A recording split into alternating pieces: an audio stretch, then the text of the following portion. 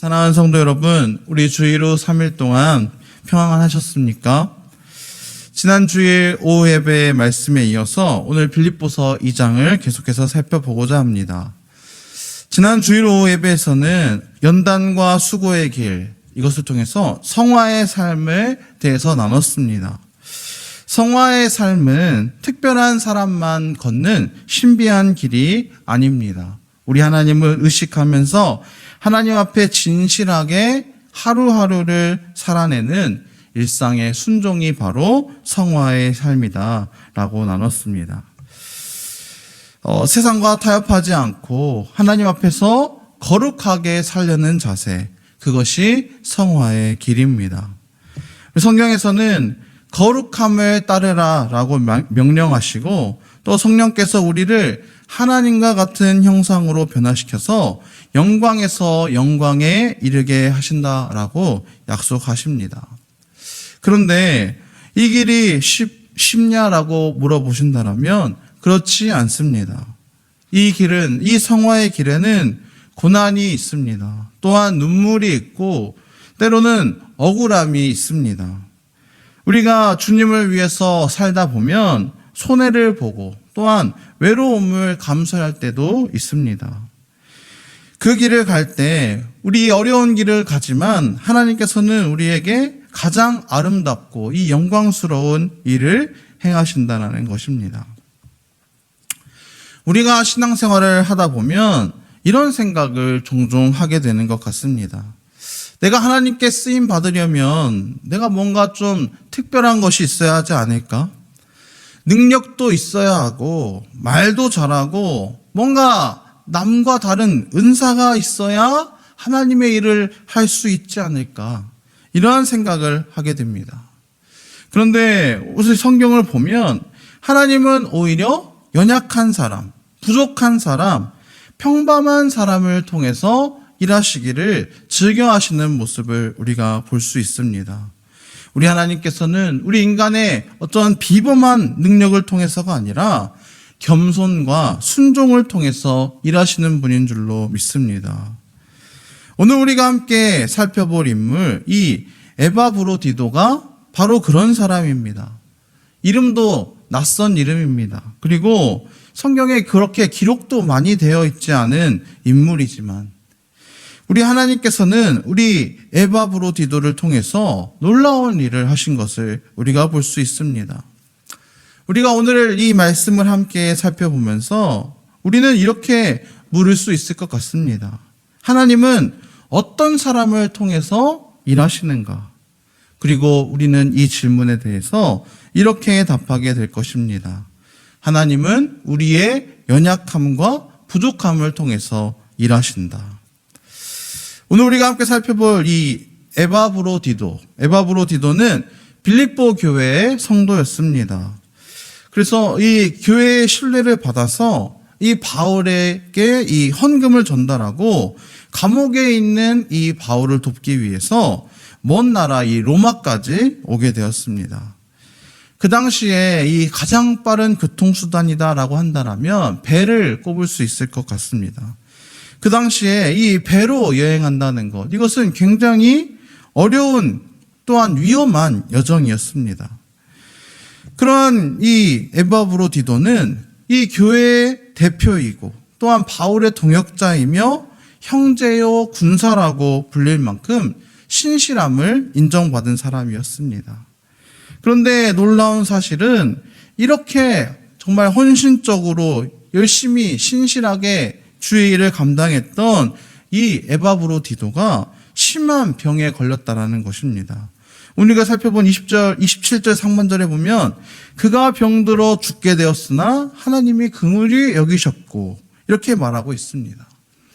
하나님께 열심히 헌신한 사람, 이러한 사람이 병에 걸렸습니다. 우리의 상황에서 우리가 신앙생활 하면서도 우리의 동역자들 가운데서도 이러한 일을 종종 겪게 됩니다. 하나님, 이분이 이렇게 주님께 열심히 일했는데 정말 충성하는 사람인데 왜 병에 걸리는 것입니까? 이렇게 질문할 때가 우리도 있습니다.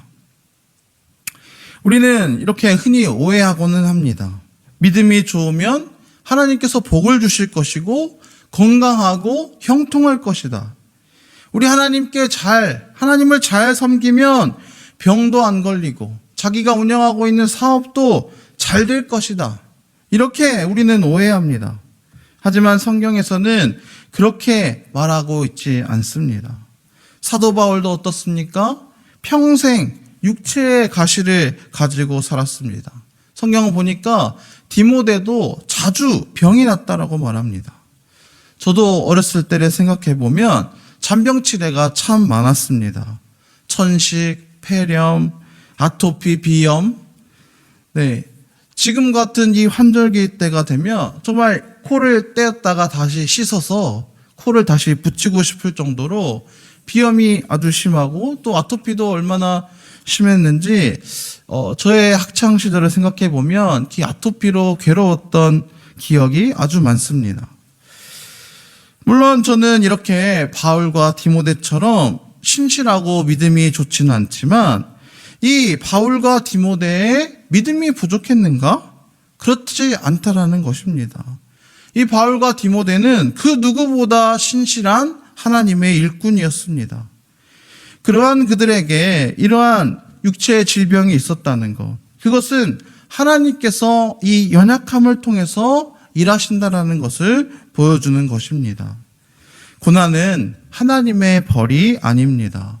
우리를 성숙하게 하는 도구입니다. 우리 성도의 인생에서 중요한 것은 형통 자체가 아니라 형통하지 않은 그 상황 속에서도 하나님을 신뢰하는 믿음인 줄로 믿습니다. 그리고 우리 성도는, 우리 기독교 신앙은 잘 되는 신앙이 아닙니다. 우리는 바르게 되는 신앙입니다. 하나님께서는 우리의 성공보다 성숙을 원하십니다.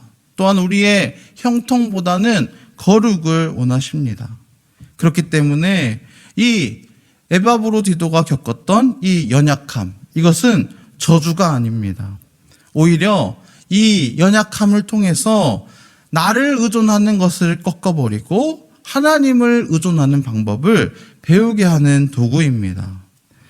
요셉은 이 형들에게 당신들이 악을 꾀하였으나 하나님은 이것을 선으로 바꾸셨습니다라고 고백했습니다. 이처럼 이 연약함, 이것은 선으로 전환되는 무대가 됩니다. 오늘 에바브로디도도 이 병들었지만 그는 이 연약함을 통해서, 그의 이 연약함을 통해서 빌립보 교회가 하나가 되어서 더 간절하게 기도하게 되었습니다. 그리고 바울 역시도 하나님의 긍휼을 새롭게 경험하는 계기가 되었습니다. 이처럼 우리의 연약함은 결코 패배가 아니라는 것을 기억하시고 이 우리의 연약함을 통해서 일하시는 하나님을 바라보시는 저와 여러분들이 되셨으면 좋겠습니다. 우리 이어서 본문 26절을 보겠습니다. 그가 너희 무리를 간절히 사모하고 자기가 병든 것을 너희가 들은 줄 알고 심히 근심하지라. 이 에바브로디도는 이 자신이 병든 것도 힘들었지만 자신 때문에 이 빌립보 교인들이 걱정할까봐 근심했습니다. 아주 이 사랑과 배려가 가득한 마음이었습니다. 그런데 오늘 말씀을 보면 이 사도 바울뿐만 아니라 빌립보 교인들 모두가 근심했다라고 말하고 있습니다. 이 에바브로디도의 질병을 통해서 에바브로디도 본인뿐만 아니라 사도 바울도 근심하고 빌립보 교인 모두가 이렇게 근심에 빠진 것을 볼 수 있습니다. 우리가 잘 아시다시피 성경에서는 근심하지 말라라고 말을 합니다. 믿음이 있으면 근심하지 말라. 이것은 맞습니다. 그것은 그렇다고 해서 근심이 없는 것을 말하는 것이 아닙니다. 근심을 믿음으로 이겨내라는 말입니다. 우리 성도 역시도 근심하지 않습니까? 우리도 어쩌면 오늘 하루 중에서도 수많은 시간을 걱정하고 불안해하기도 했을 것입니다. 이것이 우리 인간의 연약한 모습입니다. 그렇지만 중요한 것은 우리가 이 근심을 가지고 하나님께 나아가느냐, 아니면 그 근심 때문에 하나님과 멀어지느냐, 이 차이입니다.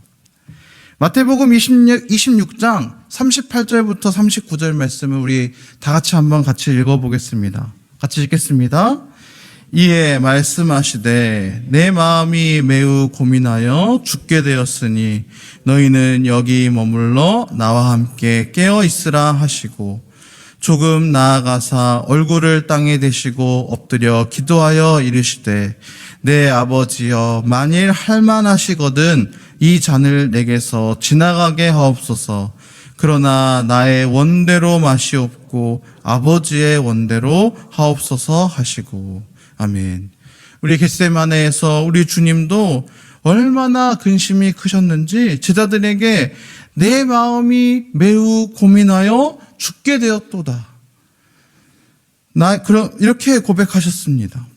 그러나 그 기도 뒤에 우리 주님께서는 나의 원대로 마옵시고 아버지의 원대로 하시라고 기도하시는 모습을 볼 수 있습니다.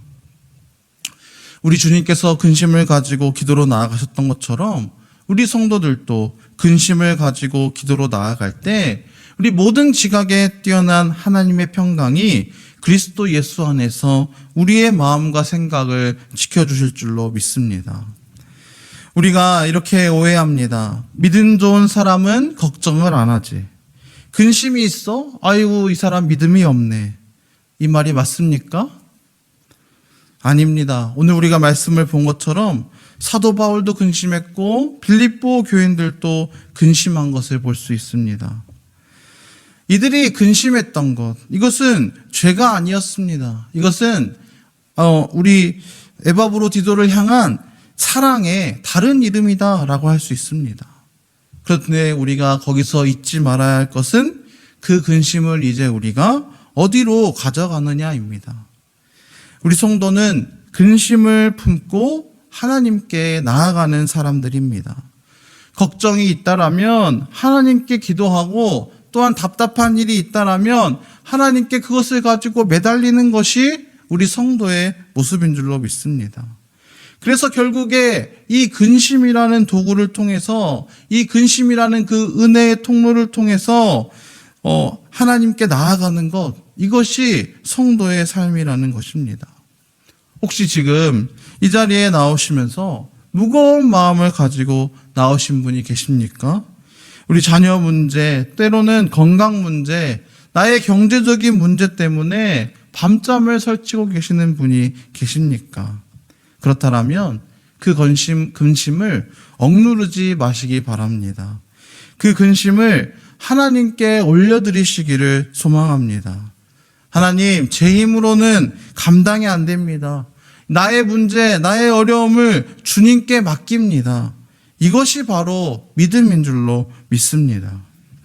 빌립보서 4장 6절에서 바울은 이렇게 고백합니다. 우리 다 같이 함께 읽어보도록 하겠습니다. 아무것도 염려하지 말고 다만 모든 일에 기도와 간구로 너희 구할 것을 감사함으로 하나님께 아뢰라. 아멘. 우리의 근심이 크다라면 우리의 기도는 더 깊어져야 합니다. 그때 우리 하나님께서 우리의 마음을 평강으로 채워주실 줄 믿습니다. 이어서 우리 본문 27절 하반절을 보겠습니다.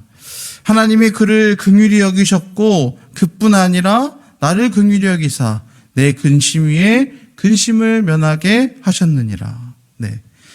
이 근심 위에 근심을 면하게 하셨다. 이것은 하나님께서 에바브로디도의 병을 낫게 해주셨다는 것입니다.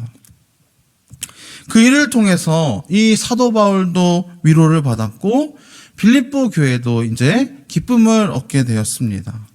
이것으로 봤을 때 이 에바브로디도의 병은 불행이 아니었습니다. 하나님께서 그 일을 통해서 하나님의 긍휼과 하나님의 사랑을 드러내신 것입니다. 그의 고난이, 이 에바브로디도의 고난이 다른 이들의 믿음을 자라게 한 축복의 통로가 된 것입니다. 조각가가 이 대리석을 망치로 내리칩니다. 그것을 지켜보던 제자가 이렇게 물었다라고 합니다. 아니, 이렇게 다 때려 부수시면 무엇을 만들 수 있단 말입니까? 이렇게 돌이 다 부서져 버린 텐데 라고 이렇게 물었을 때 조각가가 이렇게 답했다라고 합니다. 이것은 부수는 것이 아니야. 감추어진 아름다움을 꺼내는 과정이지. 하나님께서 우리의 인생을 다듬으실 때도 그렇습니다. 이 고난이라는 망치를 드시고 우리의 모습을 다듬어 가실 때 그 안에 있는 예수님의 형상을 빚어가고 계신 것입니다. 말씀을 맺겠습니다. 육체의 연약함도 또한 마음의 근심도 하나님의 사람에게는 징벌이 아니라 훈련의 도구입니다. 우리 말씀을 맺으면서 고린도전서 1장 27절을 다 같이 함께 읽도록 하겠습니다. 다 같이 읽겠습니다.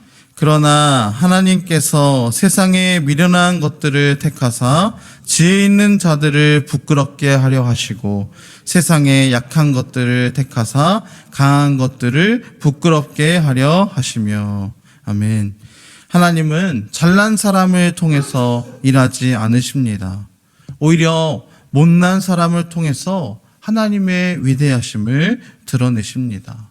그렇기 때문에 우리의 부족함은 하나님의 영광을 비추는 무대입니다. 내가 잘나서가 아니라 하나님이 하셨습니다 라고 고백하게 하시려고 우리의 약함을 통해서 일하시는 분이 우리 하나님이십니다. 오늘 본문에서 하나님은 에바브로디도의 병을 낫게 해주셨습니다. 그 결과 모두가 위로를 받고 또한 기뻐했습니다. 하지만 어떤 때는 하나님이 병을 고쳐주지 않으실 때도 있습니다. 그럴 때 우리는 이렇게 고백해야 합니다. 하나님, 낫게 해주셔도 은혜요, 낫게 하지 않으셔도 은혜입니다. 그것은 바로 하나님의 뜻은 언제나 선하기 때문입니다. 하나님은 지금도 우리의 삶 속에서 일하고 계십니다. 잘 풀릴 때뿐만 아니라 막힐 때도, 또한 웃고 있을 때뿐만 아니라 우리가 눈물 짓고 있는 중에도 우리 하나님이 일하고 계십니다. 우리는 잘나서 쓰임 받는 것이 아니라 하나님이 영광 받으시기 위해서 연약한 우리를 들어 쓰신다는 것을 기억하시고 하나님께서 허락하신 성화의 길을 겸손과 순종으로 걸어가시는 저와 여러분들이 되시기를 우리 주님의 이름으로 간절히 축원드립니다.